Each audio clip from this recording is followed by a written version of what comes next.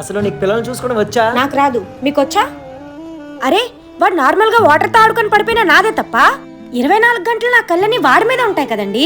వాడు అన్నం తినడానికి నానా చుక్కలు చూపిస్తే అవన్నీ చూసి ఓపికతో వాడికి అన్నం తినిపించేసరికి నా తల ప్రాణం తోక్కొస్తుంది.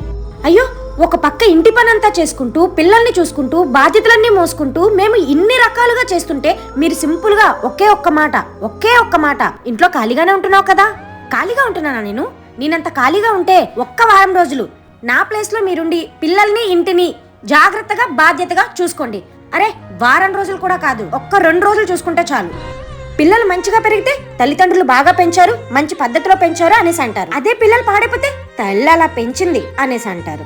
అంటే మంచి అయితే తల్లి తండ్రికి వర్తిస్తుంది, అదే చెడైతే మాత్రం తల్లి ఒక్కదాని మీద ఎందుకు తోస్తారు? అసలు పిల్లలకి ఏమైనా తప్పు తల్లిదేనా?